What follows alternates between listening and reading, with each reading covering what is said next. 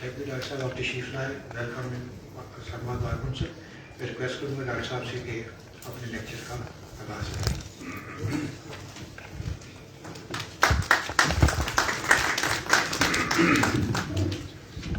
اعوذ باللہ من الشیطان الرجیم، بسم اللہ الرحمن الرحیم. سب سے پہلے شکریہ بار کونسل، آپ سب کا شکریہ کہ ایک انہوں نے موقع دیا آپ لوگوں سے بات کرنے کا. آپ لوگ ابھی بتا رہے تھے سیکرٹری کہ ابھی آپ انرول ہونے ہیں، سارے بچے فریش گریجویٹ ہیں، تو دو طریقے ہو سکتے ہیں گفتگو کے. ایک تو یہ کہ اگر آپ کے ذہنوں میں شریعت کورٹ کے حوالے سے یا اسلامک جورسپروڈنس کے حوالے سے اس حوالے سے کوئی سوالات ہو تو وہ کر لیں، اس سے بات آگے چلے گی.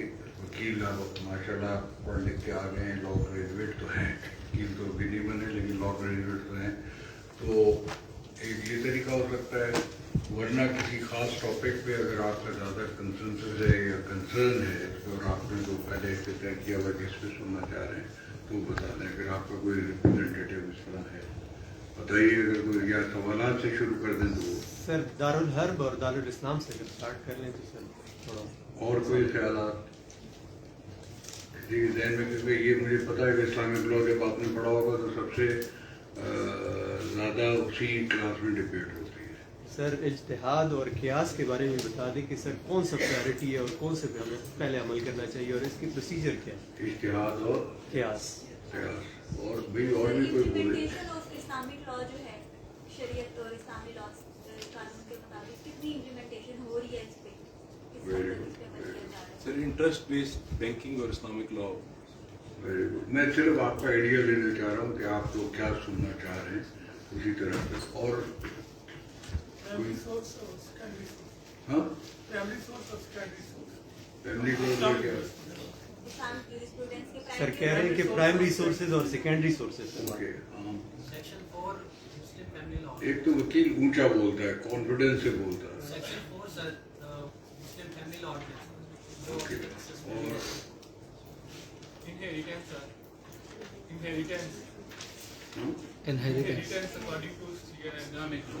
اور بتائیں. وہ تو ہو گیا، اتحاد کور ہو گیا. اور ہیومن رائٹس بھی آ گئے. اور اسلامائزیشن آف لاز کی سوسائٹی پر کیا اثرات پڑے ہیں؟ Very good. اور چلے کافی ہو گئے، ٹھیک ہے. یہی سوالات کافی ہیں، مور اور لیس اسی پہ گفتگو ہوگی انشاءاللہ. سب سے پہلے جو یہ بچی نے سوال کیا ہے that is the most one کہ اسلامک لا کی جورسڈکشن کیا ہے، کانسٹیٹیوشن کیا کہتا ہے. سب سے پہلے کیونکہ باقی باتیں جو سوالات ہیں آپ کے وہ شاید پریکٹیکلی اتنے ریلیونٹ نہ ہوں، ہیں ضرور ریلیونٹ، لیکن یہ آپ کے پریکٹس سے ریلیونٹ ہے، اس لیے سب سے اہم یہ ہے. ورنہ باقی سوال بھی سارے اہم ہیں، ان کی اہمیت کسی اور اینگل سے. سب سے پہلے ہم ایک کانسٹیٹیوشنل ڈیموکریسی، یہ بات آپ لوگوں کو ظاہر بتانے کی ضرورت نہیں ہے. کانسٹیٹیوشن جو ہوتا ہے وہ کسی بھی ریاست کا کنسنسس سے طے کرتا ہے کہ اس کا پولیٹیکل سسٹم کس طرح چلے گا. یہ ایک قسم کا آپ کا سوشل کانٹریکٹ ہے، ایک قسم کا کیا ہر طرح کا لیگلی بائنڈنگ کہ ایک جورسڈکشن میں جتنی بھی ایتھنیسٹیز رہ رہی ہیں یا جتنے بھی اس کے سیگمنٹس ہیں سوسائٹی کے، وہ سب ایگری کرتے ہیں کہ ہم نے آگے اس طرح اس ملک کو چلانا ہے. یہ کنسنسس کا ڈاکومنٹ ہوتا ہے جس پہ یہ طے ہوتا ہے کہ یہ ملک چلے گا کیا، کس طرح، کون سا نظام ہوگا. جب وہ کنسنسس ہو جاتا ہے تو پھر اس سے اختلاف کو کسی کی گنجائش نہیں ہوتی. جب تک وہ ہے اسی پہ ہی سب کو چلنا ہوتا ہے، جس کو ہم براڈر ٹرم میں کانسٹیٹیوشنلزم کہتے ہیں کہ آپ نے کانسٹیٹیوشن کی جو ڈاکومنٹ ہے اس کو اپنے لیگل سسٹم میں، اپنے ایڈمنسٹریٹو سسٹم میں اس کو ہی فالو کرنا ہے.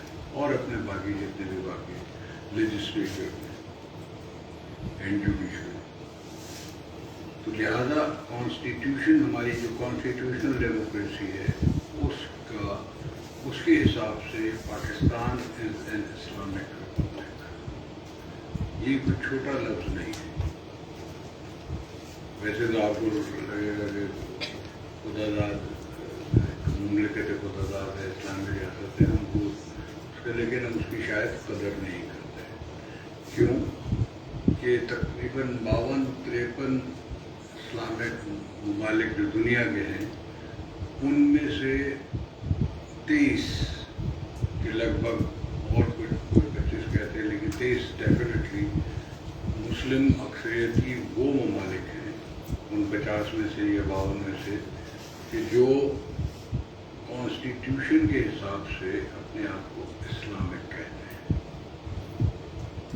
اور ان 23 میں سے بھی صرف 3 ممالک ایسے ہیں جو اپنے نام کے ساتھ اسلامک ریپبلک لکھتے ہیں. یعنی کہ اس سے آپ کو پانی مل جائے گا، کوئی بھی نہیں پانی مل جائے. وہ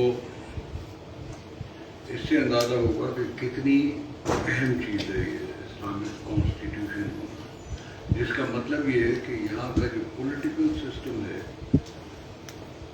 اس کا ایک کلوز، ایک جنرلی وہ جو 23 ممالک ہیں جو اپنے آپ کو کانسٹیٹیوشن کے حساب سے کہتے ہیں کہ ہمارا religion of state will be Islam, وہاں پہ یہ جنرل کلوز ہوتا ہے ریپگننسی کلوز. جس کا مطلب یہ ہوتا ہے کہ یہاں پر اس ریاست میں کوئی قانون ایسا نہیں بنے گا جو قرآن و سنت سے متصادم. یہ ریپگننسی کلوز کہلاتا ہے جو ہمارے ہاں بھی ہے.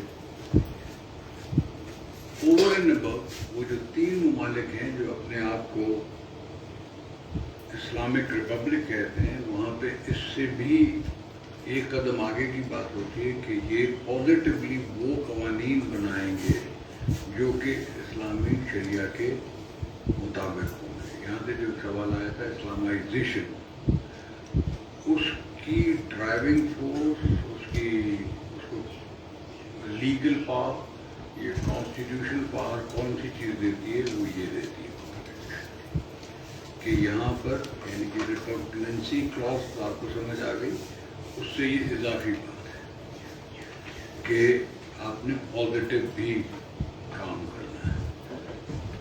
جو 3 ریاستیں یا 4 ریاستیں اس میں بلند ظاہر ہے پاکستان، ایران،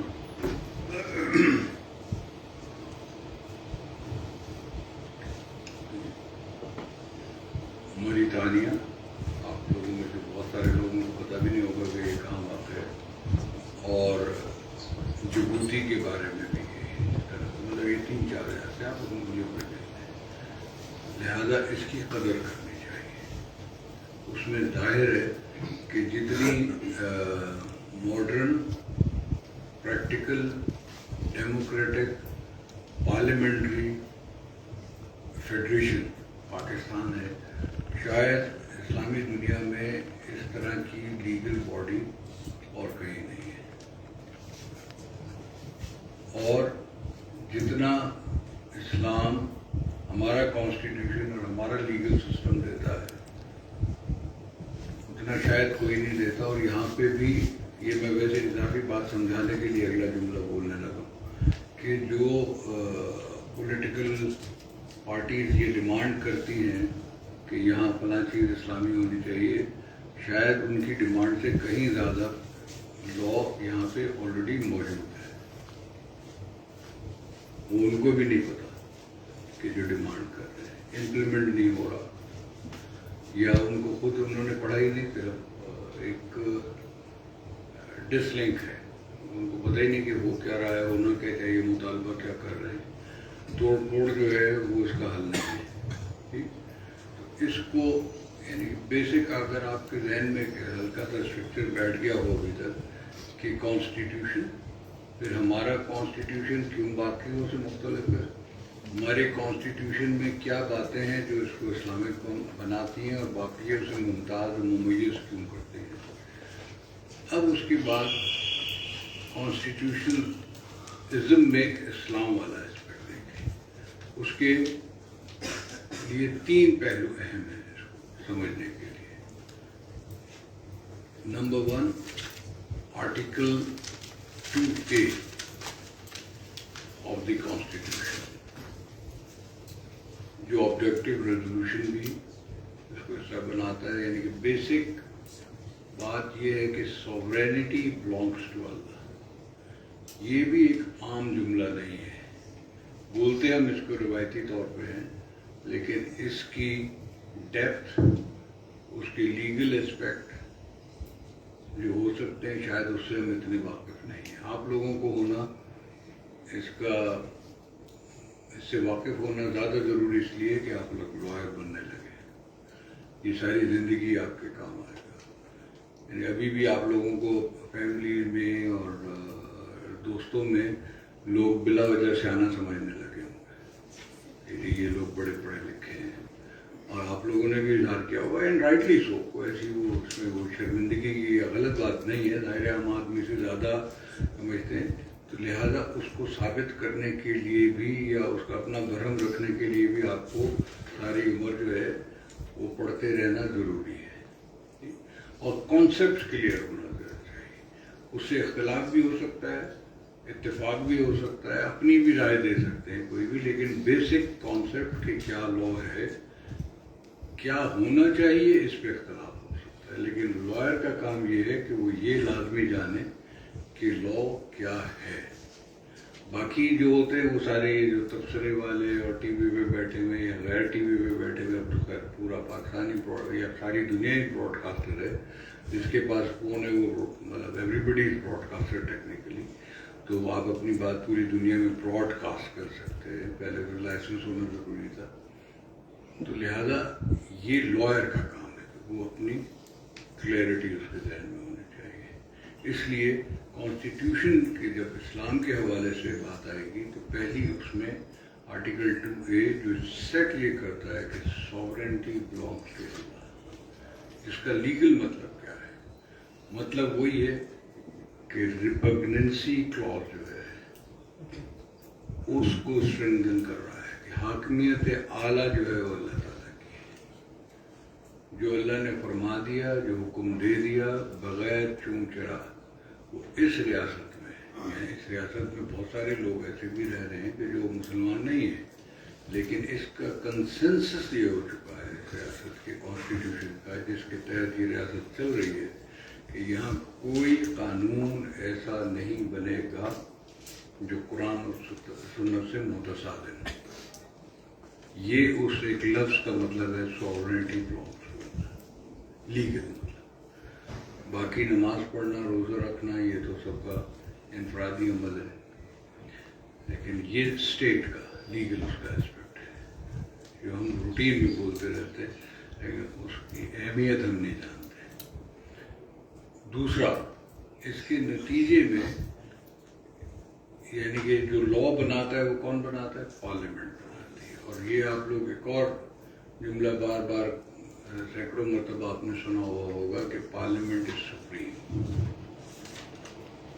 یہ وہ جملہ ہے کہ جو پورا فلسفہ کسی بھی پارلیمنٹری ڈیموکریسی کو بیان کرتا ہے, دریا کو پورے میں بیان کرتا ہے کہ جہاں پہ پارلیمنٹری ڈیموکریسی ہوگی یا پارلیمنٹ ہوگی, اس کا مطلب یہ ہے کہ جو پارلیمنٹ کہے گی وہی اس ملک میں قانون ہوگا اور اس پہ سب عمل کریں گے. لیکن کیونکہ اس سے پہلے ایک چیز سیٹ ہو گئی کہ اس کو سب کچھ کرنے کا اختیار ہے like any other parliament except any law which is contradictory to Quran. اب بات کلیئر ہو گئی کہ اب یہ دوسری بات آ گئی کہ پہلے آپ کا اس کا نارم جسے کہتے ہیں بیسک فنڈامنٹل کانسیپٹ آ گیا. اس کے بعد وہ کیا کیا کر سکتا ہے آپ کا پارلیمنٹری لیجسلیچر. دین اب یہ ہو سکتا ہے کہ وہ جو جوڈیشل اجتہاد کی بات ہو رہی تھی اور کلیکٹیو وزڈم کی بات بھی ہوتی ہے، اجتہاد کی بات آپ نے بھی کی، اب یہاں پہ یا قیاس کی بات کی، یہ سارے اسلامک جورسپروڈنس کے کانسیپٹ ہیں، وہ کوئی ایسے ایلین نہیں ہے. یہ شاید باقی اقوام اپنے اپنے انداز سے کسی اور طرح کہہ رہے ہو، لیکن ہم سے مراد مسلمانوں نے الحمدللہ اس کو اتنا انسٹیٹیوشنلائز کیا ہوا ہے کہ شاید باقی اقوام نے نہیں کیا ہوا ہے. تو وہ پارلیمنٹ جہاں پہ ہر طرح کا سوچ ہوتی ہے، اجتماعی سوچ، اس کا نعم البدل کوئی نہیں ہے. یہاں پہ آپ لوگوں میں سب لوگ بڑے بڑے ذہین بیٹھے ہوئے ہوں گے اور اپنے طور پہ ہر شخص سب سے زیادہ ذہین ہے باقی سب سے، لیکن اس کے باوجود کوئی بھی یہ کلیم نہیں کر سکے گا کہ کسی ایک چیز کے بارے میں اس کی جو رائے ہوگی وہ سب سے بہتر یا حد میں ہوگی ایز کمپیئر ٹو آپ سب کی اجتماعی رائے اگر نکلے کسی بھی بات میں. یہ کلیکٹیو وزڈم ہے. یعنی کہ کوئی ایک شخص کتنا ہی پڑھا لکھا کیوں نہ ہو، کتنا ہی ایکسپرٹ کیوں نہ ہو کسی ایک معاملے میں، اس کی شاید رائے جو ہے وہ شاید اتنی مستحکم نہ ہو جتنی، بلکہ ہمیشہ ایسے ہی ہوتا ہے، جتنی اس جیسے بے شمار لوگ مل کے ایکسپرٹ اس معاملے میں، یا عام لوگ بھی جن کا واسطہ اس مسئلے سے ہوتا ہے جو کہ حل کیا جا رہا ہے، جو وہ رائے بنے گی وہ زیادہ بے پا ہوگی اور زیادہ پریکٹیکل ہوگی. یہی اجتماعی اتحاد کا کانسیپٹ ہے، یہی کلیکٹیو وزڈم کا کانسیپٹ ہے. اس کو آپ یہ کہہ لیں کہ پارلیمنٹ از سپریم، اس کو ڈیموکریٹک نارم کہہ لیں، کچھ بھی نام دے دیں. ہماری روایت میں اسے اجتہاد کہا جاتا ہے، اجتماعی اجتہاد، کیونکہ وہاں الحمدللہ اوور ویلمنگ سب مسلمان ہیں، مختلف بیک گراؤنڈ سے آتے ہیں، سب کا اپنا تجربہ ہوتا ہے، عام لوگ نہیں ہوتے. یہ جو پولیٹیشنس کے بارے میں عام خیال ہے کہ یہ لوگ جو بھی بولا جاتا ہے ان کے آپ سب کو پتہ ہے، وہ غلط بات ہے، وہ اتنی صحیح نہیں ہے شاید. کیونکہ ایک آدمی جو 1,00,000 2,00,000 ووٹ لے کے یا حلقے سے آ رہا ہے، جو روزانہ اتنے لوگوں سے مل رہا ہے، انٹریکٹ کر رہا ہے، ان کے مسئلے سمجھ رہا ہے، وہ عام آدمی سے معاشرتی طور پہ لازمی اوپر ہوتا ہے. اور جب اس طرح کے سارے کسی ایک ہاؤس میں بیٹھے ہوئے ہیں تو ان کا جو سوچ ہوگی وہ زیادہ غالب و نظر ہوگی. موقع دینا نہ دینا، پریکٹیکل باتیں کتنی ہیں، انٹرسٹ کتنے ہیں، یہ ایک علیحدہ اضافی بات ہوتی ہے. لیکن ہمیشہ کلیکٹیو وزڈم جو ہے وہی ہوتی ہے. اگر یہی سسٹم صحیح طرح چلے تو اس کا نعم البدل کوئی نہیں. یہ ہمارا کانسٹیٹیوشن اس کو گارڈ کرتا ہے، وچ از آلسو اسلامک. صرف اس میں جو ایک بات یہ ہو سکتی تھی کہ یہ کوئی چیز ایسی نہ کر لیں کہ جو قرآن و سنت اللہ کے حکم کے خلاف، سوورنٹی کے خلاف، بلانگس ٹو اللہ، اس پرنسپل کے خلاف ہو تو وہاں وہ قطعاً لگا دیں گے. اب یہ کون طے کرے گا کہ یہ بات اس سے کم ہے یا زیادہ؟ اس معاملے میں اسلام کیا کہتا ہے، رائے کیا ہونی چاہیے، کون سی، اگر 2 رائے ہیں یا 3 رائے ہیں ان میں سے کس کو ترجیح دی جائے، یہ مسئلے آ سکتے ہیں. ٹھیک، اس کے لیے بھی ہمارا کانسٹیٹیوشن دنیا میں یونیک ہے. دنیا میں وہ یہ کہ اس کا بھی حل ہماری ریاست کانسٹیٹیوشنلی دیتی ہے. آرٹیکل 227 آف دی کانسٹیٹیوشن جو which talks about a constitutional institution which is called Islamic Ideology Council, IISC. یہ ایک آئینی ادارہ ہے جس کا کام یہ ہے کہ اگر پارلیمنٹ کو یا پروونشل یا فیڈرل کوئی بھی، کہ گورنمنٹ کو، پارلیمنٹ کے علاوہ گورنمنٹ کو بھی اگر کسی چیز پہ رائے چاہیے کہ اس پہ آپ کی اس پہ رائے کیا ہے اسلام میں کہ ہم یہ قانون سازی کرنے لگے ہیں، آیا یہ اسلامی ہوگی، یا یہ اس پہ ہم کرنا چاہتے ہیں تو کس طرح ہم کریں، اس طرح کے سوالات وہ اس کو ریفر کر سکتے ہیں. بس خود بھی یہ کسی چیز پہ بات کر سکتی ہے، لیکن یہ مین اس کا یہ کام ہے. اور اس کی رائے جو ہے that is technically recommendatory, not binding. نہ بائنڈنگ کا لفظ بھی آئین میں نہیں ہے اور ریکمینڈیٹری کا بھی نہیں ہے، لیکن کیونکہ بائنڈنگ کا نہیں ہے لہذا وہ ریکمینڈیٹری ہی سمجھا جاتا ہے. اور کیونکہ ان سے پوچھا گیا انہوں نے رائے دے دی. اب رائے جس نے لی ہے اس کا کام، اس کی مرضی ہوتی ہے. عام رائے کا بھی اصول یہی ہے کہ بھی اس پہ عمل کرے یا نہ کرے، دونوں باتیں ہو سکتی ہیں. یا یہ صورت بھی ہو سکتی ہے کہ رائے لینے والا شاید وہ رائے سمجھ بھی نہ سکے پوری بات، مطلب کہا گیا کچھ اور، یا کسی انٹرسٹ کی وجہ سے کچھ اور کر رہا ہے، اس پہ عمل نہیں کر رہا، یا کوئی اس سے بہتر رائے وہ سمجھ رہا ہے. یہ ہے مطلب کچھ بھی ہو سکتا ہے. یہ بھی ہو سکتا ہے کہ اس رائے پہ ممکن ہے اس کے ذہن میں کچھ چیزیں اور بھی ہوں، مطلب اس پہ عمل نہ ہو سکے اور وہ غلطی ہو جائے سمجھ میں، دانستہ یا غیر دانستہ، دونوں باتیں ہو سکتی ہیں. اس لیے بائنڈنگ نہیں ہے. کیا سوال ہے؟ Sir, my question is related to that. Whether those recommendations are based upon the majority consensus of that council, or either that depends upon the unanimity of those judges whose council may who are sitting in that specific council. اب یہ دو علیحدہ باتیں ہیں، دونوں اس کے کئی دو پہلو ہیں. ایک تو یہ کہ سوال پوچھا کب جائے گا اور کون پوچھ سکتا ہے. گورنمنٹ خود پوچھ سکتی ہے، یا کسی کوشچن پہ اگر بل آیا ہے، لا آیا ہے، تو simple majority of the house پہلے 2/3 تک کم ہوگی کہ وہ پوچھ سکتی ہے کہ اس چیز کو کیونکہ ہمارا جھگڑا ہو رہا ہے اور اتنے اوپینینز آ گئے تو یہ بہتر ہوگا کہ نظریاتی کونسل سے اس پہ اوپینین لے لیا جائے. یعنی اس سے آپ اندازہ لگا لیں کہ کتنی اہم باڈی ہے کہ ہم اس پہ کسی نتیجے پہ نہیں پہنچ پا رہے.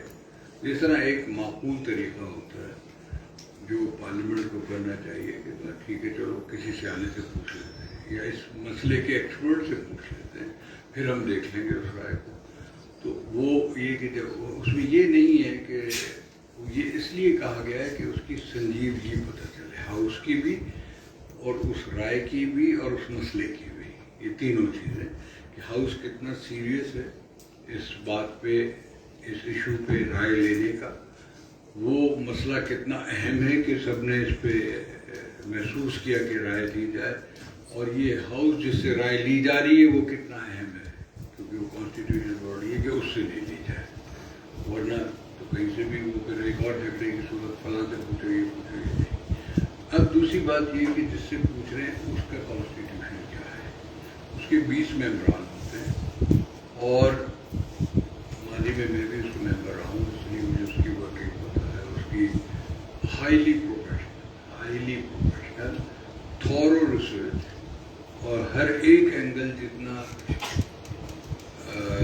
دقیق اس میں ہو سکتا ہے کسی بھی مسئلے پہ بحث وہ وہاں پہ ہوتی ہے اور بڑے اوپنلی ہوتی ہے. اور اس میں زیادہ تر کمپوزیشن 3 سال کے لیے وہ بنتی ہے اور اس میں ہر ایک مسلک کے لوگ ہوتے ہیں، لیگل ایکسپرٹس بھی ہوتے ہیں، خواتین بھی ہوتی ہیں، اور زیادہ تر کوشش یہ کی جاتی ہے کہ ہر مسلک کے جو پاپولر لائن کے لوگ ہیں ان میں سے کوئی ان کی نمائندگی اس میں کی جائے تاکہ کوئی چیز ڈھکی چھپی نہ رہے.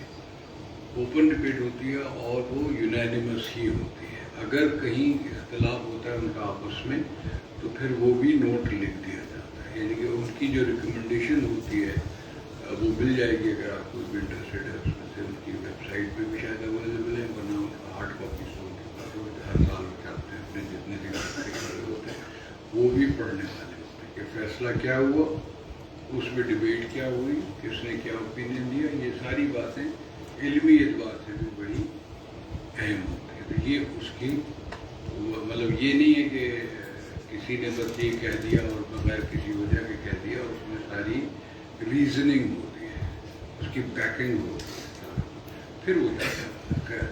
ये अब आपने समझ लिया, वहाँ आके जब वो राय आ गई तो उस पर अमल, दो ही बातें हो सकती हैं, अमल हुआ या नहीं हुआ या पूरा नहीं हुआ। हो गया तो फिर जाहिर है कोई और बात नहीं रही, नहीं हुआ तो वहाँ से फिर एक मसला पैदा हो सकता है। जरूरी नहीं कि हो ही हो, लेकिन हो सकता है, उसके बगैर भी हो सकता है और उसके साथ भी हो सकता है कि कोई कानून, अब ये कॉन्स्टिट्यूशन आपने जहन में रखना है कि ये कॉन्स्टिट्यूशन जो है ये वो रियासत के इस्लाम के हवाले से, उसकी इम्प्लीमेंटेशन के हवाले से स्ट्रक्चर, उसकी किस तरह ये रियासत आगे चलेगी, क्योंकि पूरी दुनिया में कहीं और नहीं है जिसकी हमें ज़्यादा से ज़्यादा इसकी तशहीर करनी चाहिए, इसमें फ़ख्र करना चाहिए। और अगर इसको समझ लें तो बेशुमार ये शायद 80%, 90%, शायद 100% एजिटेशन जो आपको फजूल बातों पर नज़र आते हैं वो हो ही नहीं, क्योंकि एक civil and legal way of resolving the disputes in this regard is available under the constitution. अब अगर ऐसा कोई कानून बन गया या कानून की कोई शिक ऐसी आ गई कि जो कोई एक शख्स पूरी 25-26 करोड़ में से ये समझता है कि जी ये कुरान और सुन्नत के खिलाफ है, लॉ तो बन गया, पार्लियामेंट सुप्रीम है, उसने बना दिया, उस पर अमल भी होगा। अब वो समझता है तो उसके पास ये इख्तियार है कि वो फेडरल शरीयत कोर्ट में शरीयत पटिशन डाल, यहाँ लीगल एक हो, और शरीयत पटिशन मतलब लीगल पार्लेंस में जो शरीयत कोर्ट है वो हाई कोर्ट से ऊपर और सुप्रीम कोर्ट के नीचे एक इदारा है जिसकी स्पेशलाइज्ड एक ज्यूरिसडिक्शन है लीगल, जिसे हम कहते हैं ज्यूरिसडिक्शन इन रेम। दूसरी तो इन पर्सोनम होती है ज्यूरिसडिक्शन, शायद आप लोगों ने जूरिस्प्रूडेंस पढ़ी हुई हो कि इन पर्सोनम ये होता है कि जो पार्टी गई है उसे एक अपना रिलीफ चाहिए किसी दूसरी पार्टी के खिलाफ, जो दो पार्टीज जो है वो आपस में मुतसादिम है लीगली और वो अपना तनाज़ा लेके अदालत में गए होते चाहिए, दिस कॉल्ड ज्यूरिसडिक्शन इन पर्सोनम। इसके अलावा और ये बाकी सारी कोर्ट्स की ये ज्यूरिसडिक्शन है। इवन रिट ज्यूरिसडिक्शन भी ये होती है कि किसी शख्स को गवर्नमेंट के खिलाफ किसी हवाले से कोई रिलीफ चाहिए होता है कि ये काम नहीं हो रहा या ये होना चाहिए या ये क्यों हो गया, आप रिट ज्यूरिसडिक्शन में पढ़ चुके हो। ये वो भी पर्सोनल होता है, एक आदमी को रिलीफ चाहिए। यहाँ पर जो पटिशनर होता है उसे अपना रिलीफ नहीं चाहिए, वो ये कहता है भाई ये माशरे का एक मसला है, ये कानून है which is applicable to all, और इसमें ये जो है या किसी सेगमेंट के लिए भी हो सकता है लॉ, लेकिन किसी जो लॉ है उसमें मेरे ख्याल से कुरान और सुन्नत के खिलाफ है बात और इसको मुझे सुना जाए। ये जो ज्यूरिसडिक्शन इस तरह इन्वोक होगी उसको कहते हैं ज्यूरिसडिक्शन इन रेम, यानी कि इसमें जो फैसला होगा वो against the rest of the population, rest of the world कहते हैं, public interest, public at large, सबके खिलाफ होगा। यानी कि उसमें हर पार्टी, हर एक मुकदमे में आप समझें कि 25-26 करोड़ लोग पार्टी है, क्योंकि इट अफेक्ट्स एवरीबडी जो भी वहाँ रह रहे हैं। तो ये उसकी इम्पोर्टेंस है। लिहाजा फेडरल शरीयत कोर्ट के अंदर जो पटिशन होती है उसको आप दूसरे कोर्ट की पटिशन की तादाद से नहीं नाप सकते। اس کی امپورٹنس سے ناپ سکتے ہیں. اس کی میں مثال آپ کو ایسے دیتا ہوں کہ سود کے خلاف فیصلہ ہے، مطلب برسوں چلا، کئی دہائی چلا، اتنا امپورٹنٹ تھا. ظاہر آپ کا پورا اکنامک سسٹم اس سے ادھر یا ادھر ہو رہا ہے، ایک ڈائریکشن اس کی سیٹ ہو رہی ہے. وہ پٹیشن تو وہ چند 100 پٹیشن تھی، کنسالیڈیٹ ہو گئی تو کہیں ایک لیگل ایشو تھا، ایک پٹیشن سمجھ لیں کنسالیڈیٹڈ ہونے کے بعد، لیکن اس کا ایفیکٹ جو ہے وہ ہر ایک پہ ہے. تو لہٰذا آپ یہ نہیں کہہ سکتے جی ایک پٹیشن ڈیسائیڈ ہوگی، نہیں.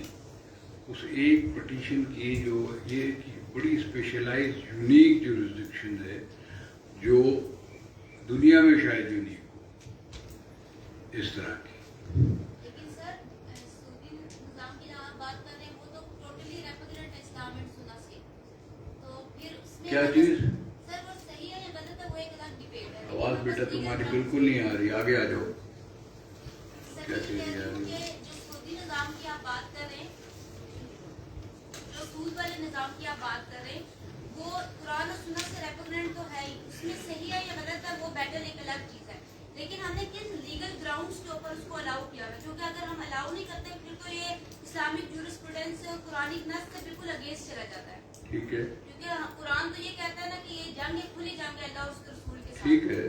تو پھر اس میں ہم کن لیگل گراؤنڈز پر اس کو الاؤ کر رہے ہیں؟ کیونکہ اگر ہمارے پاس لیگل گراؤنڈ نہیں ہے پھر تو ہم پراپر اپنے پروین کے اگینسٹ جا رہے ہیں، جس میں یہ کہا جا رہا ہے کہ اسلام اور سنت سے اگینسٹ نہیں ہو سکتی. وہی بات کر رہی ہے جو میں کر رہا ہوں. Sir legal What's grounds your question? Legal grounds کیا ہیں؟ لیگلٹی کس طرح ہوگا؟ کس بنیاد پہ اس کو جائز قرار دیں گے؟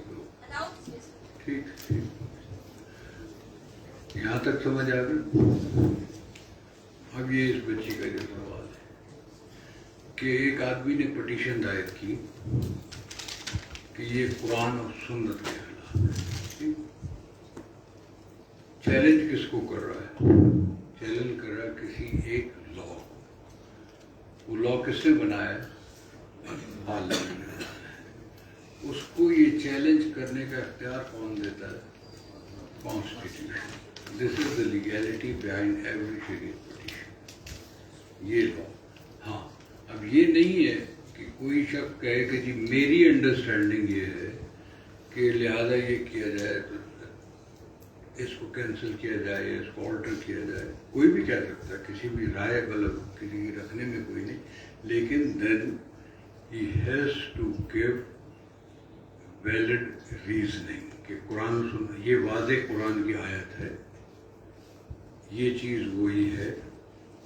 اس کے مثلاً میں مثال کے طور پہ زیادہ واضح سود کی اس لیے بریا کو اور مثالیں دے رہا بالکل جس میں بالکل آپ کو کلیئر ہو جائے کہ کوئی یہ کہے کہ سور کھانا حلال ہے یا بیچا جائے اور کھایا جائے، تو لہذا یہ کوئی چیلنج کرے کہ نہیں یہ سور کھانا حلال نہیں ہے، یہ اس کی آیت ہے کہ سور حرام ہے، تو یہ کلیئر بات ہو جائے گی. وہ لا اس طرح کی اگر کوئی بالکل clear without ambiguity without further interpretation کوئی کلیئر بات آ رہی ہے تو پھر اس پہ وہ چیک ہوتا ہے. اسی لیے اتنے ہیں وہ جو سود والا فیصلہ 32 سال چلا.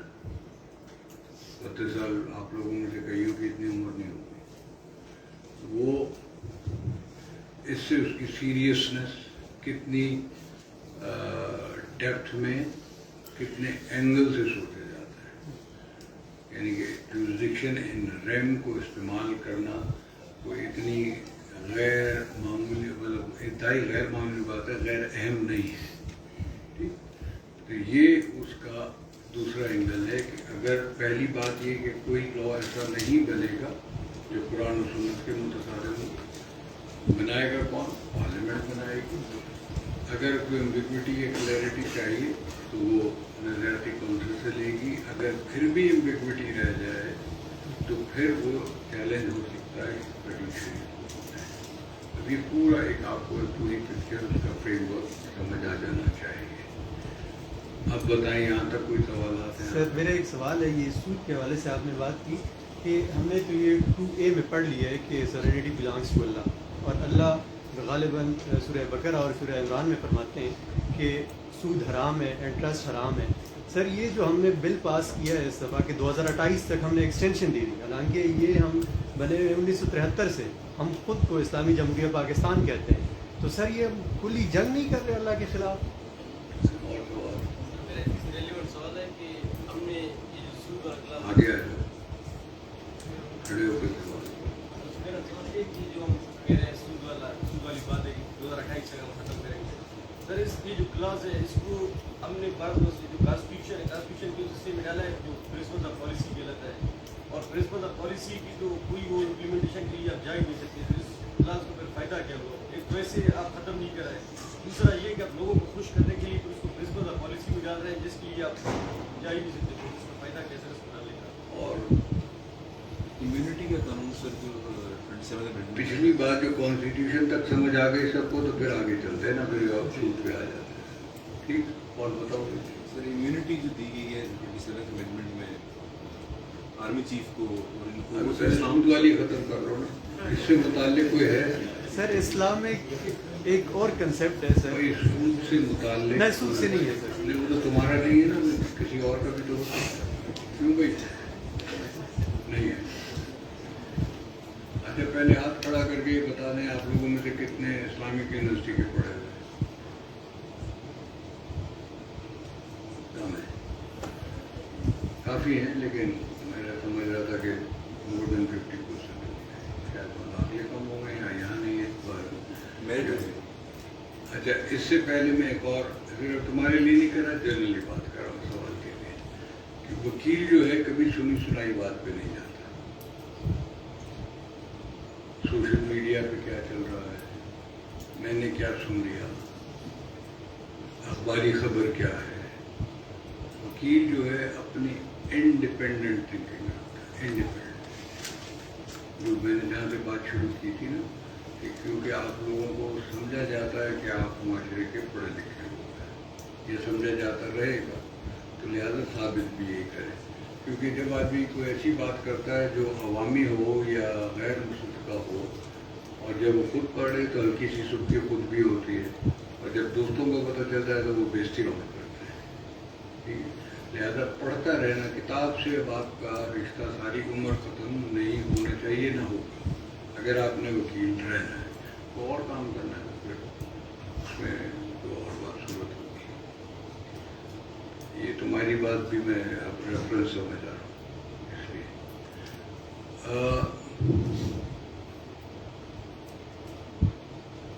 جو اس میں پرنسپل آف پالیسی ہے، ایک تو یہ کہ کانسٹیٹیوشن میں یہ بات آ گئی سب سے پہلے، جو شریعت کورٹ کا فیصلہ ہے اس میں یہ کہا گیا کہ 31 دسمبر 2027 تک آپ نے سودی نظام جو کہ بینکنگ انٹرسٹ ہے اس کو ختم کرنا ہے. آپ نے اسلامک فائنینشیل سسٹم کو، اسلامک بینکنگ کو انٹروڈیوس کرانا ہے کمپلسری. ٹھیک، جس کے نتیجے میں جو 26ویں آئینی ترمیم آئی اس میں یہ ہوا کہ 31 دسمبر کا آ گیا تو انہوں نے کہا اگلا دن جو صبح دیکھیں 1 جنوری 2028 اس تک یہ ہو جانا چاہیے. تو ایک تو یہ کلیئر بات ہو گئی. دوسرا سوال یہ تھا کہ اس کو پرنسپل آف پالیسیز میں کیوں ڈال دیا. پرنسپل آف پالیسیز کے حوالے سے ایک کچھ وکیل طبقے میں بھی اور کوئی غیر وکیل طبقوں میں تو غیر، کیونکہ ان کو پتہ نہیں ہوتا لہٰذا ان کو نہیں کہنا، لیکن وکیل طبقے میں بھی اس کے بارے میں اس کی وہ انڈرسٹینڈنگ نہیں ہے جو ہونی چاہیے. اگر آپ فیصلہ لکھیں، کیونکہ وہ اتفاقاً اللہ نے توفیق دی میرے ہی ہاتھ کا لکھا ہوا ہے، تو وہ اس میں یہ وضاحت کی گئی ہے کہ پرنسپل آف پالیسیز جو ہے یہ ٹیکنیکلی تو these are non justiciable rights. Non justiciable rights اور جسٹیسیبل رائٹس یہ ہوتے ہیں کہ ہر آدمی کو، پاکستانی شہری کو، جو ایک فنڈامنٹل، جو بھی فنڈامنٹل رائٹس ہیں کانسٹیٹیوشن کے تحت وہ حاصل ہیں، اگر وہ کہیں وائلیٹ ہوتے ہیں کسی بھی सतह पर या किसी भी डिग्री में कम या ज़्यादा या पूरे, तो वो उनका redressal through high court writ petition में हासिल कर सकता है। ये फंडामेंटल राइट है, और क्योंकि वो रेमेडी ले सकता है तो ये जस्टिसिएबल राइट्स होता है। नॉन जस्टिसिएबल राइट्स ये हैं कि कॉन्स्टिट्यूशन आपके राइट्स की बात करता है। मसलन समझाने के लिए सिर्फ ये कह रहा हूँ कि तालीम हासिल करना आपका हक है, अच्छी तालीम करना भी बुनियादी हक हो सकता है। सेहत आपका हक है, जिंदगी से आपकी जान कोई नहीं ले सकता इलीगली। आप अच्छी सेहत जो है वो प्रोवाइड करना भी स्टेट की जिम्मेदारी है। मतलब ये सारी बातें जो है आपने जब कॉन्स्टिट्यूशन लॉ पढ़ा होगा, कॉन्स्टिट्यूशन पढ़ा होगा, तो प्रिंसिपल ऑफ पॉलिसीज कहलाती है। तो एज सच आदमी ये उमूमन होता है, जब आप लोग वकील बनेंगे तो आपके पास आएंगे, अभी भी आ जाएंगे, जी ये देखिए कॉन्स्टिट्यूशन में लिखा है, अब ये होना चाहिए। बहुत अच्छी बात, मतलब बहुत आइडियल बातें जो हैं वो प्रिंसिपल ऑफ पॉलिसीज में लिखी हुई हैं। जब एक आदमी कहता है तो आप उसको कहेंगे, समझाएंगे, उसे समझ नहीं आएगी, भाई ये लिखा हो तो है, नहीं भाई ये तो नॉन जस्टिसिएबल राइट्स है कि आप इस पर रिट पिटीशन नहीं कर सकते। अब आर्टिकल 38 में एफ में वो लिख दिया गया कि इस पे ये पहले से लिखा होता कि ये एबॉलिश होगा, रिबा का नाम है। अब वो उस पर ये आ गया। इसमें और बाकी प्रिंसिपल पॉलिसी में फ़र्क ये है कि प्रिंसिपल पॉलिसीज़ के साथ आर्टिकल 29(3) में ये भी है कि हर साल गवर्नमेंट जो है थ्रू वो प्रेसिडेंट जो है वो गवर्नमेंट से लेगा, पार्लियामेंट को पेश करेगा कि principle of policy, her principal policy पे कितनी प्रोग्रेस हुई। अब इस लिहाज से उसकी इम्प्लीमेंटेशन जो है वो इनडायरेक्टली जस्टिसिएबल बन जाती है ऑटोमेटिकली कि वो हर साल प्रेसिडेंट तो ये नहीं कह सकता जी अभी भी कोई बैंक वो नहीं हुआ। वही पिछले अगर आपको डायरेक्शन मिली हुई है, इस साल जो है वो 10 बैंक हो चुके हैं, अगले साल 15 हो गए या 11 हो गए, ये प्रोग्रेस है या नहीं हुई तो क्यों नहीं हुई, इसलिए और फिर उस पर इम्प्लीमेंटेशन के लिए किसी और हवाले से भी उस पर अमल दरामद का पूछा जा सकता है कि भाई ये डायरेक्शन है, आपने पिछले साल ये रिपोर्ट पेश की थी, उस पर हो रहा है या अमल नहीं हो रहा है, ये आप लोग देख सकते हैं कि किस तरह हो रहा है, वो रिपोर्ट पेश हुई नहीं हुई, जो हर साल होनी चाहिए इस पर कॉन्स्टिट्यूशन वो होती है या नहीं होती है, गैप आते हैं तो क्यों आते हैं, ये एक अलग बात है। फिलहाल हम पढ़ रहे हैं कि है क्या, तो ये सूरत हाल है। तो उसको ये जो अवामी बातें हैं ना कि वो उसमें लिख दिया गया यूँ, उस तरह नहीं है। It is very much being implemented. State bank ने, और उसकी दूसरी स्ट्रेंथ ये है कि जो फैसला था हमारा उसमें अल्हम्दुलिल्लाह स्टेट बैंक एक main party regulator of banking sector in Pakistan, उसने अपनी अपील विड्रॉ कर ली शरीयत अपीलेट बेंच में, जिसका मतलब ये हुआ कि उस तक वो फाइनलिटी हो गई कि अब उसने तो अमल करना ही करना है। दूसरा उसमें बड़ी अहम पार्टी जो थी वो फेडरल गवर्नमेंट थी कि जाहिर है जिसने करना होता तो गवर्नमेंट है रेगुलेटर के बाद। फेडरल गवर्नमेंट ने भी अपनी अपनी विड्रॉ कर ली, लिहाजा अब मैंने फाइनेंस मिनिस्ट्री भी उससे मतलब उस पर अमल ही करेगी, उससे मतलब इधर उधर नहीं हो सकती। It is now binding on them also. तीसरा भी अहम है वो ये कि गवर्नमेंट का सबसे बड़ा बैंक जो है नेशनल बैंक, वो भी इसमें पार्टी था एज रिस्पोंडेंट, उसने भी अपनी विड्रॉ कर ली। तो मेन कोई एक आध बैंक रह गया है, लेकिन जो रह गया इत्तेफाक से वो भी अब अपने इस्लामिक ब्रांचेज उन्होंने खोली हुई हैं, वो भी प्रोडक्ट इस्लामिक, क्योंकि ये मार्केट डिमांड है, वो अलग ना भी चाहें तब भी ज़रूरत है, लोग पूछ रहे हैं वरना वहाँ जाएंगे नहीं। तो वो एक तो 2-3 बातें, कोर्ट का फैसला, देन कॉन्स्टिट्यूशनल अमेंडमेंट और उसके बाद मार्केट डिमांड। और वैसे भी एक जनरल आप लोगों ने और बातें भी इसके बारे में बहुत सारी सुनी होंगी, इसलिए पहले मैं कह दूँ कि जब आप इस्लामिक बैंकिंग की बात कर रहे होते हैं या इस्लामिक फाइनेंस की बात कर रहे होते हैं तो ग्लोबली यू आर टॉकिंग, ये मैं बहुत सेफ फिगर बता रहा हूँ, you are talking about $4.5 trillion sector, छोटा मोटा सेक्टर नहीं है, $4.5 ट्रिलियन, यानी कि साइजेबल है, उसका आप इग्नोर नहीं कर सकते। ये फिर वो ममालिक और वो इदारे जो इस्लामी नहीं भी हैं वो भी इसको इंक्लूसिव करने लग गए हैं लीगली, यानी कि पहले ये था कि उसके खिलाफ रिजेंटमेंट थी या समझते नहीं थे या इतना डेवलप नहीं हुआ था तो वो कहते थे क्या इस्लाम है शरिया। ये वो एक सेक्टर है कि जिसमें आप दुनिया को बता ही सकते हैं अगर चाहें तो कि इस्लाम जो दीन है वो ये बताता है, जिस पे यू आर द लीडर्स और you can be a leader, ये एक वो सेक्टर है। जी कौन?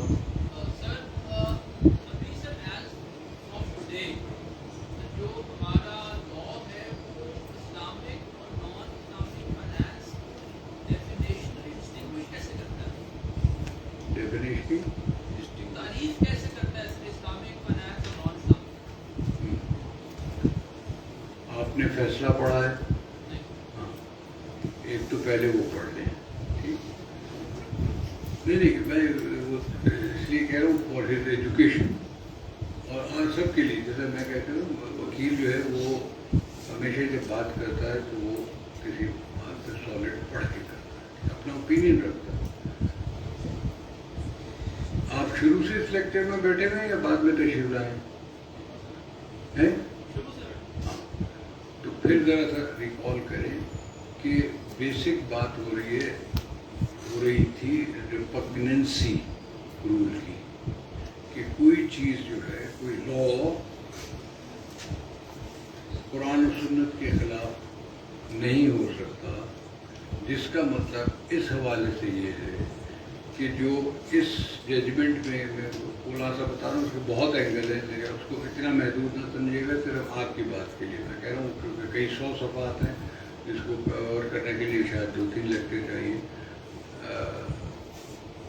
जो बैंकिंग इंटरेस्ट है, बैंकिंग इंटरेस्ट वो पहली दफ़ा किसी लीगल डॉक्यूमेंट में having some force of law ये डिक्लेयर हो गया है कि it is Riba, banking interest.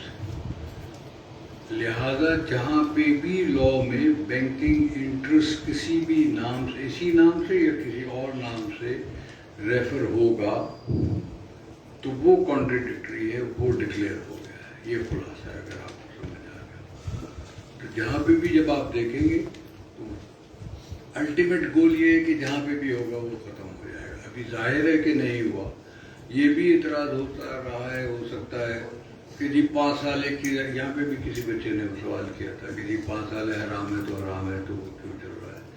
तो इस्लामिक जूरिस्प्रूडेंस का एक प्रिंसिपल बड़ा बुनियादी, बड़ा प्रैक्टिकल, बड़ा अहम और बड़ा खूबसूरत, वो ये है जिसे हम कहते हैं तदरीज, ग्रेजुअलिटी, कि कोई चीज़ ऐसी नहीं है कि जो हर चीज़, मतलब जो अहम चीज़ है वो माशरे में तब्दीली लाने के लिए फ़ौरन ज़रूरी अगर हो भी तो वो ग्रेजुअली लाना मुनासिब होता है।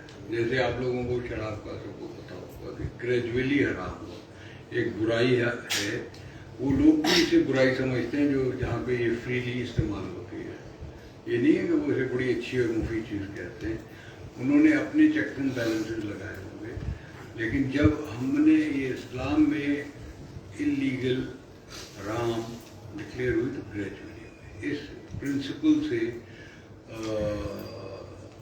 जो जूरिस्प्रूडेंस को लिए उसूल बनता है उसे तदरीज कहते हैं। उसी को मद्देनज़र रखते हुए जब ये फैसला दिया गया कि बैंकिंग इंटरेस्ट जो है वो ये रिबा है और ये ख़त्म होना चाहिए, तो साथ में इस तदरीज के उसूल पे ये फैसला भी दिया गया कि ये 5 साल मुनासिब है आज से। 5 साल क्यों, 4 क्यों नहीं और 5.5 क्यों नहीं? اس کے لیے ہمارے سامنے بہت ساری باتیں ہو سکتی تھی اور تھی بھی، لیکن ہم نے یہ دیکھا کہ اسی اکنامک سیٹ اپ میں ہمارا جو پاکستان کا ہے اس میں آیا کہیں یہ ہوا اسلامائزیشن.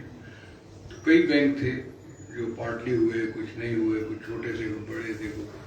ان میں سے سب کا جب مطالعہ کیا گیا تو ایک فیصل اسلامک بینک ایسا تھا جو انٹرنیشنل بینک ہے اور سائز اچھا ایک بڑا بینک ہے، اتنا چھوٹا بھی نہیں اور نہ بہت بڑا، لیکن ایک اچھا بینک، جس نے ایک دن یہ فیصلہ کیا، اس کی انتظامیہ نے اس مقدمے سے ہٹ کے خود فیصلہ یہ کیا کہ وہ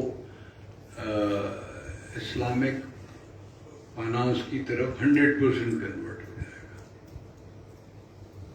کسی نے انہوں نے کہا، اور وہ پھر سکسیسفلی جو بھی انٹرنیشنل اسٹینڈرڈ ان کو مل سکتے تھے، وہ ایک علیحدہ پوری دنیا ہے، وہاں سے انہوں نے اڈاپٹ کیے، جہاں ضرورت تھی انہوں نے اپنے بنائے، اور 5 سال میں وہ بینک پورا کنونشنل بینکنگ سے اسلامک بینکنگ میں کنورٹ ہو گیا اور سکسیسفل چل رہا ہے.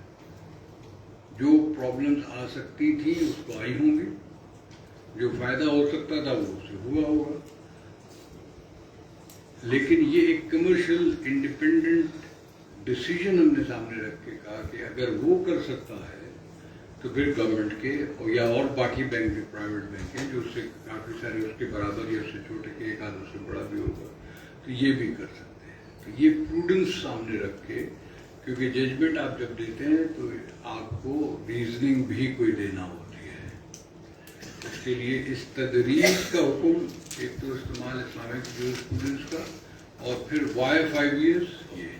تو اس لیے یہ جو ہے نا جو حرام ہے، لیکن conversion of economic system from conventional banking to Islamic banking, یہ ہماری اس وقت بھی سوچ تھی، ابھی بھی ہے باقی بہت سارے معاملات میں، کہ یہ کوئی ایونٹ نہیں ہونا تھا، یہ ایک پروسیس ہے which can be a continuous one also، کیونکہ بینکنگ بھی ایوالو ہو رہی ہے، نئے نئے اپلیکیشنز بھی آ رہے ہیں. یہ نہیں ہے کہ جیسے بینکنگ اٹسیلف کوئی ایسا کوئی پرانا وہ نہیں ہے، 200 سال میکسیمم 250 سال پرانا ایک ادارہ ہے بینکنگ.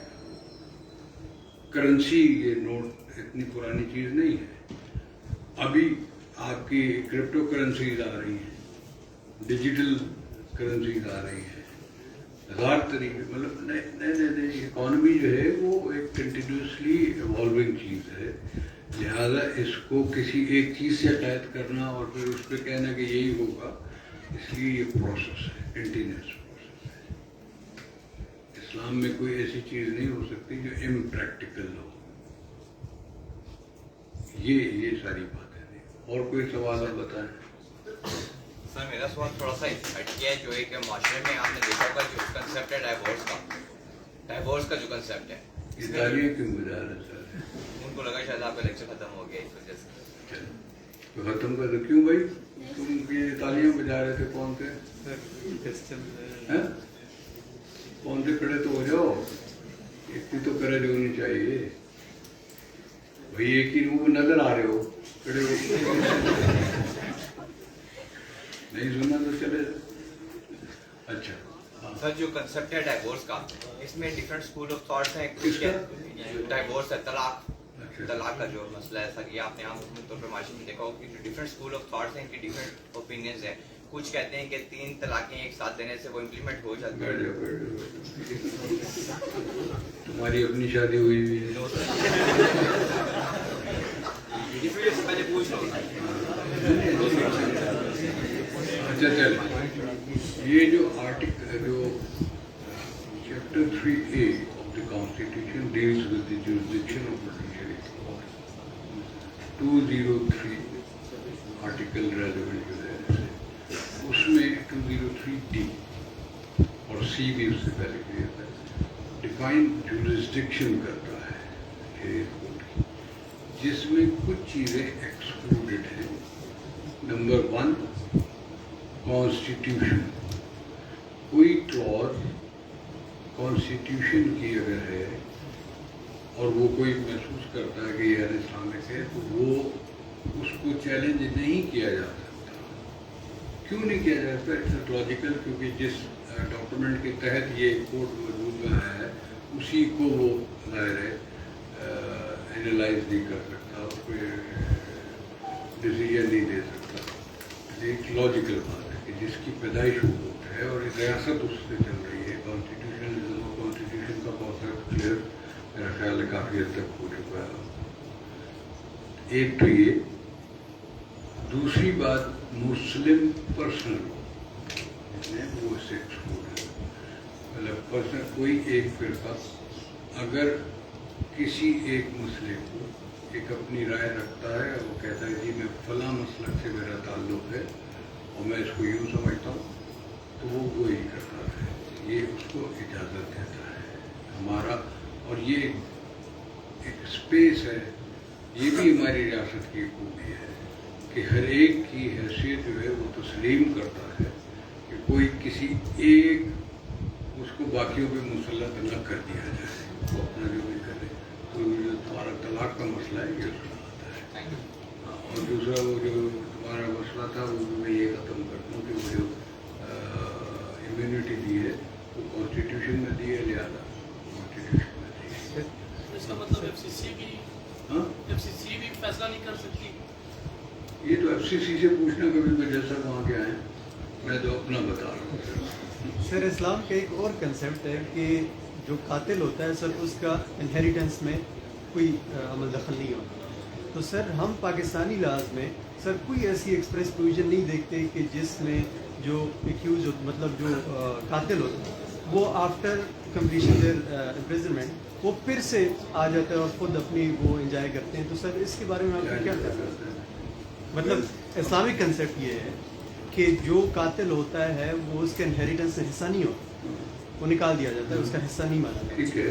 तो पाकिस्तानी लाज में सर कोई ऐसी एक्सप्रेस प्रोविजन नहीं है कि जहाँ पे कातिल को इस चीज़ से मना किया गया, बल्कि पाकिस्तानी लॉ को उसको विरासत लेने का कहता है। सर विरासत सर फिर वो एंजॉय करते हैं ना सर जब उनकी जी पाकिस्तानी लॉ में कोई ऐसा कोई, क्योंकि एक तो basically inheritance relates to person, ठीक, और इसका कोई अलहदा से लॉ नहीं है। उसमें फॉलो क्या होगा? कुरान, उसकी जो भी इंटरप्रिटेशन, जिसको जो विरासत मिलनी है, बेटी को, बेटे को, माँ को, बीवी को, बेवा को, जो भी मिलना है, रिश्तेदारों को, भाइयों को मिलना है, नहीं मिलना, कहाँ मिलना है, कितना मिलना है, क्या करना है, कुरान को फॉलो करेंगे। और कुरान में ये अगर हदीस में ये लिखा है कि किसी कातिल को विरासत नहीं मिलेगी तो नहीं मिलेगी। ज़बरदस्ती का आप किसी इलीगल एक्ट को जवाज़ नहीं बना सकते कि ये हो रहा है, कत्ल हो रहा है, हमारे माशरे में हो रहा है, एक बुरी चीज़ है, उसको सज़ा मिलती है। अगर किसी कातिल ने ऐसा कोई बदबख्त आदमी है कि जिसने अपने बाप को कत्ल किया है और बाद में वो विरासत भी ले रहा है, तो कानून इस्लामी एतबार से नहीं, ना कोई उसे इजाज़त देगा ना ले सकता है। अगर वो कब्जा किया हुआ है, भाइयों ने भाइयों की जायदाद पे किया हुआ है, इसका उससे हकीकत से कोई ताल्लुक नहीं। क्या हो रहा है और क्या लॉ है, क्या फॉलो हो रहा है, वो एक दो अलग बात है। और कोई बता दो भाई, फिर बोल दो, ऊंचा बोल दो। नहीं सर किसी मैं ये ने कह ले ली, अगर आपके इल्म में है।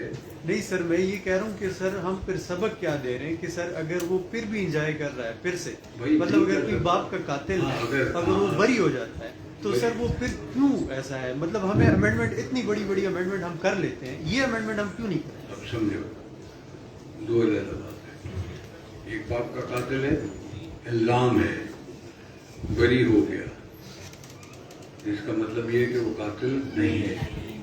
बरी मीन्स कि उन्होंने मतलब मतलब 25 साल के बाद नहीं, 25 साल पूरे हो गए हैं सर, फिर जेल काट के आ गया, उसके बाद उसने कहा कि मैं विरासत भी लूंगा, तो वो इलीगल है। उसकी विरासत अगर वो कहीं पटवारी के पास जाके चढ़ा भी दे तो तुम जाके, मतलब not you, anybody who is grieved, وہ اس کو کینسل کرا سکتا ہے، اس انتقال کو جو جائیداد میں اس نے کیا ہے اس کو کرے گا کہ جی یہ بندہ ہے، یہ اس کا بیٹا تھا، اس پہ یہ الزام تھا، اس نے یہ جیل کاٹی ہے، جس کا مطلب یہ ہے کہ فلاں مسٹر ایکس کا یہ قاتل ہے، جس کا یہ بیٹا ہے، یہ وراثت نامہ اس کا نہیں چڑھ سکتا، اٹ شوڈ بی کینسلڈ،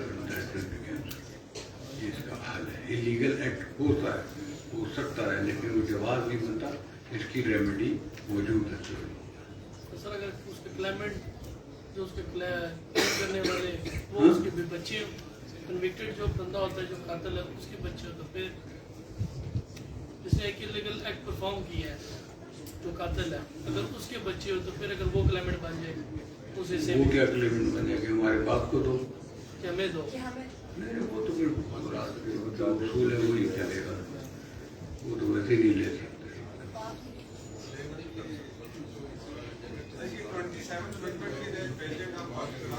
یہ ہو چکا تھا اور بتاؤ۔ یہ جواب یہ ہے کہ it is now part of constitution, اور کانسٹیٹیوشن جو ہے وہ اگر صرف شریعت کوڈ کی بات ہو رہی ہے وہاں کی جورسڈکشن سے ایکسکلوڈڈ ہے۔ آپ کوئی چیز جو کانسٹیٹیوشن میں لکھی ہو اس کو چیلنج نہیں کر سکتے جورسڈکشن۔ سر ایک پرسنل کوشچن پوچھ سکتی ہوں آپ سے؟ سر آپ جسٹس ہیں، آپ کے پورے اسٹڈیور میں ایکسپیرینس میں وہ کون سی چیز ہے یا وہ کون سا لو ہے جو پاکستانی یونیورسٹرس کو آگے دیکھنا چاہیے یا اس نظریے پہ کام کرنا چاہیے جو آپ نہیں کر سکے اور آپ کہتے ہیں کہ ہماری یوتھ اس پہ کام کرے؟ ہوتی ہے نا سر، آپ نے بہت زیادہ چیزیں دیکھی ہوں، اس میں سے چند کون سی چیزیں ہیں؟ اگر آپ نچوڑ بتانا چاہیں تو کیسے بتائیں؟ مطلب ابھی جو کام ہونا ہے جو سر آپ کرنا چاہ رہے تھے لیکن وہ ہوئے نہیں یا ہونے چاہیے تھے وہ ہوئے نہیں، میرا تو نہیں خیال ہے سب کام کچھ ہو گیا نہیں۔ اب یہ ایک علیحدہ بات ہے، یہ دیکھو سوال کرنے کا انداز اور جواب سمجھنے کا انداز۔ یہ پرسنل ہے نا سر، میں پرسنل ویو ہے آپ کا۔ وہی اسی لیے کہہ رہا ہوں۔ ایک بات یہ کہ آپ کیا کرنا چاہ رہے ہیں یہ خواہشات ہیں، جس کی مطلب لسٹ کوئی بھی ہو سکتی، وہ پرسنل کسی کی بھی ہوتی ہے، وہ ارریلیونٹ ہوتی ہے کسی بھی حوالے سے، اور وہ اس ذات کی حد تک محدود ہوتی ہے۔ دوسرا یہ کہ آپ نے آفس میں بیٹھ کے کوئی چیز ایسی ہے کہ کرنا چاہ رہے ہیں وہ نہ کر سکے، کوئی رکاوٹ آ گئی یا نہیں ہے، تو جو دوسری بات ہے وہ زیادہ ریلیونٹ ہے ہمارے پروفیشن کے حساب سے۔ تو اس میں اس حد تک میرا جواب یہ ہے کہ دوسری بات کے حوالے سے کوئی خواہشات تو کسی بھی کچھ بھی ہو سکتی ہے۔ کہاں گئے یہ اپنا میرا خیال ہے تالیاں بج رہی تھیں، آپ پہلے چلے گئے تھے، پہلے thank you very much, thank you.